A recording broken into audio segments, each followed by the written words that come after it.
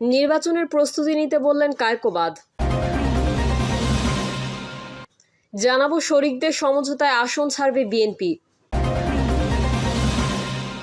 লন্ডনে ইউনূস তারেক বৈঠকের বিষয়ে যেভাবে রাজি হলো বিএনপি।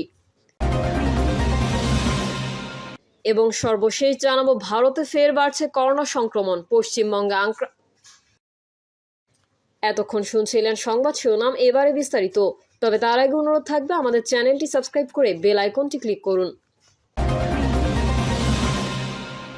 নির্বাচনের প্রস্তুতি নিতে বললেন কায়কোবাদ। দলীয় নেতাকর্মীদের নির্বাচনের প্রস্তুতি নেওয়ার নির্দেশ দিয়েছেন বিএনপির ভাইস চেয়ারম্যান কাজী শাহ মোফাজ্জল হোসেন কায়কোবাদ। তিনি বলেছেন, এখন থেকে আপনারা নির্বাচনের কাজে নেমে পড়েন, জনসাধারণের কাছে ধানের শীষের জন্য ভোট চান। বিএনপি যেন সংখ্যাগরিষ্ঠ আসন নিয়ে রাষ্ট্র ক্ষমতায় যেতে পারে। কায়কোবাদ বলেন, এদেশে খালেদা জিয়ার মতো জুলুমের শিকার কেউ হয়নি।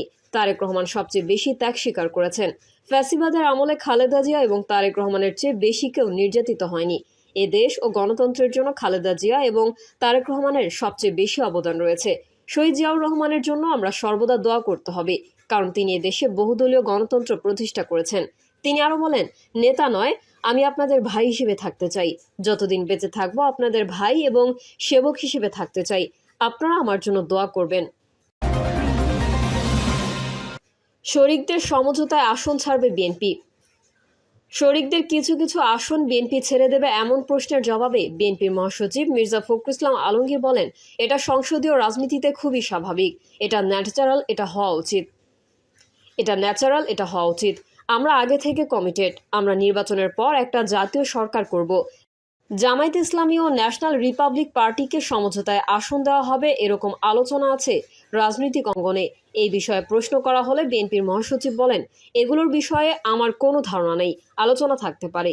এই ধরনের কোনো আলোচনা হয়েছে বলে সেক্রেটারি জেনারেল হিসেবে আমার জানা নাই। এটা পরের ব্যাপার। যদি আলোচনা হবে কিছু, সেটা ডিফারেন্ট প্রশ্ন। রাজনীতিতে পার্লামেন্টারি ডেমোক্রেসিতে শেষ কথা বলতে কিছু নাই। চরম বিরোধী দল তার সঙ্গেও অ্যালায়েন্স হয়ে যায়। আপনি ভারতে তাকিয়ে দেখেন না যে একেবারে কট্টর ডানপন্থী কট্টর বামপন্থীর মধ্যে অ্যালায়েন্স হয়ে নির্বাচন হচ্ছে, কারণ ওখানে সংখ্যার ব্যাপারটা ইম্পর্টেন্ট। আওয়ামী লীগের সাথে সমঝোতা হতে পারে কিনা জানতে চাইলে মির্জা ফখরুল ইসলাম আলমগীর বলেন, আওয়ামী লীগ তো নাই, জাতীয় পার্টির বিষয়ে কি অবস্থান? প্রশ্নের জবাবে বিএনপি মহাসচিব বলেন, আপনারা যেই পার্টিগুলোর কথা বলছেন সেগুলোর সঙ্গে সবচেয়ে বড় বিরোধ বিএনপির। আওয়ামী লীগের সবচেয়ে অত্যাচার, নির্যাতন, নিপীড়ন, ফ্যাসিবাদের সবচেয়ে বড় ভুক্তভোগী বিএনপি। একইভাবে জাতীয় পার্টির কাছেও আমরা 9 বছর নির্যাতিত, নিপীড়িত হয়েছি। তারপরেও আমরা যেটা বলে এসেছি সবসময়, আমরা তো একমত হয়েছি আওয়ামী লীগের নিষিদ্ধে। আমরা বলেছি যে ঠিক আছে, আমরা যেটা পার্টি বিশ্বাস করি, গণতন্ত্রকে গণতন্ত্রের মতো চলতে দেওয়া উচিত। লন্ডনে ইউনূস তারেক বৈঠকের বিষয়ে যেভাবে রাজি হলো বিএনপি। যুক্তরাজ্য সফররত অন্তর্বর্তী সরকারের প্রধান উপদেষ্টা অধ্যাপক মোহাম্মদ ইউনূসের সঙ্গে বিএনপির ভারপ্রাপ্ত চেয়ারম্যান তারেক রহমানের বৈঠক আগামী 13 জুন। বিএনপির একাধিক সূত্র জানিয়েছে, ভারপ্রাপ্ত চেয়ারম্যান তারেক রহমানের সঙ্গে যুক্তরাজ্য সফরে অধ্যাপক ইউনূসের বৈঠকের বিষয়ে সরকারের উপদেষ্টা পরিষদ ও প্রধান উপদেষ্টার কার্যালয় থেকে যোগাযোগ করা হয়। সূত্র জানায়, প্রথম দিকে বিএনপির পক্ষ থেকে তারেক রহমান ও প্রধান উপদেষ্টার বৈঠকের ব্যাপারে অতটা আগ্রহ ছিল না। তবে নির্বাচনের সময়ের প্রশ্নে আলোচনা হতে পারে, সেই প্রশ্ন থেকে শেষ পর্যন্ত দলটি এই বৈঠকে সম্মতি দিয়েছে। প্রধান উপদেষ্টার যুক্তরাজ্য সফরের ঘোষণা আসার পর থেকেই তারেক রহমানের সঙ্গে বৈঠকের সম্ভাবনা নিয়ে বাংলাদেশের রাজনীতিতে নানা আলোচনা চললেও সোমবার পর্যন্ত এই নিয়ে সরকার কিংবা বিএনপির পক্ষ থেকে খোলাসা করে কিছু বলা হয়নি। তবে ভেতরে ভেতরে যে একটা আলোচনা চলছিল, সেটা আকার ইঙ্গিতে সরকার ও বিএনপির পক্ষ থেকে গত 2 দিনে ইঙ্গিতও মিলেছিল। এসব বিষয় নিয়ে সোমবার রাতে বিএনপির স্থায়ী কমিটির বৈঠক অনুষ্ঠিত হয়। বৈঠকে লন্ডন থেকে ভার্চুয়ালি যুক্ত হন বিএনপির ভারপ্রাপ্ত চেয়ারম্যান তারেক রহমানও। এই বৈঠকে সিদ্ধান্ত চূড়ান্ত হয় প্রধান উপদেষ্টা অধ্যাপক ইউনূসের সঙ্গে তারেক রহমানের বৈঠকের বিষয়টি।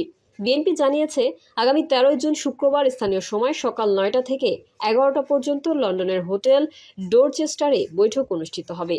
বিএনপির পক্ষ থেকে দাবি করা হচ্ছে, বৈঠকের বিষয়ে মূল আগ্রহ দেখানো হয়েছে অন্তর্বর্তীকালীন সরকারের পক্ষ থেকেই, যে কারণে সায় দিয়েছে বিএনপি।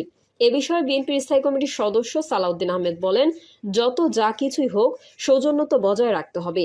আমরা স্ট্যান্ডিং কমিটির বৈঠকে সিদ্ধান্ত নিয়েছি যে ওনার দেখা করা উচিত। দরকার হলে উনি সেই সুযোগে ওনার যা রাজনৈতিক আলাপ সেটা করবেন।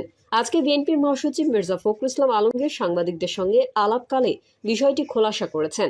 তিনি বলেছেন, এটা বেশ কয়েকদিন আগে থেকেই যখন প্রধান উপদেষ্টা লন্ডনে যাওয়ার সিদ্ধান্ত হয়েছে তখন থেকেই মোটামুটি একটু আলোচনা হচ্ছিল যে সেখানে যেহেতু আমাদের দলের ভারপ্রাপ্ত চেয়ারম্যান মহোদয় আছেন, একটা সাক্ষাৎ হতে পারে।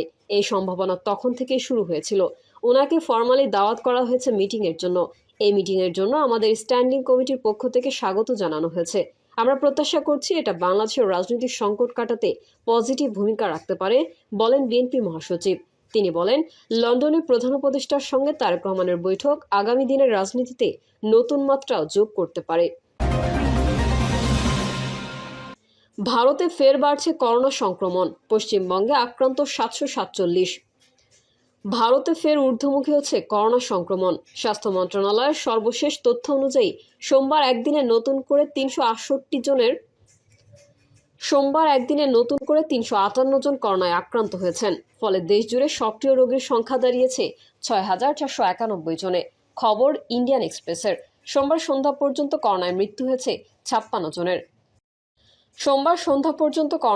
হয়েছে 65 জনের। সবচেয়ে বেশি সংক্রমণ দেখা যাচ্ছে কেরালায়, যেখানে বর্তমানে সক্রিয় রোগীর সংখ্যা 1,957 জন। এরপরেই রয়েছে গুজরাট, পশ্চিমবঙ্গ এবং রাজধানী দিল্লি। গত 24 ঘন্টায় দিল্লিতে নতুন করে 42 জন আক্রান্ত হয়েছেন। এই নিয়ে সেখানে মোট আক্রান্তের সংখ্যা বেড়ে দাঁড়িয়েছে 728 জনে। পশ্চিমবঙ্গে রোববার থেকে সোমবার পর্যন্ত 54 জন নতুন করোনা রোগী শনাক্ত হয়েছেন।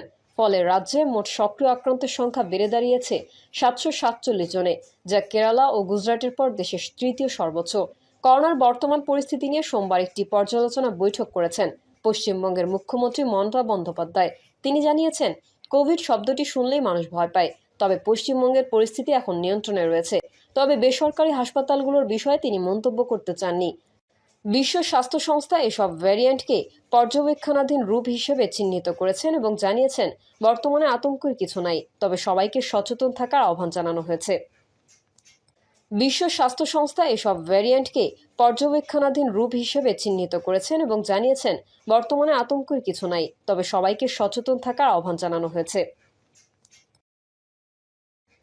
প্রিয় দর্শক, এই ছিল এখনকার সর্বশেষ সংবাদ।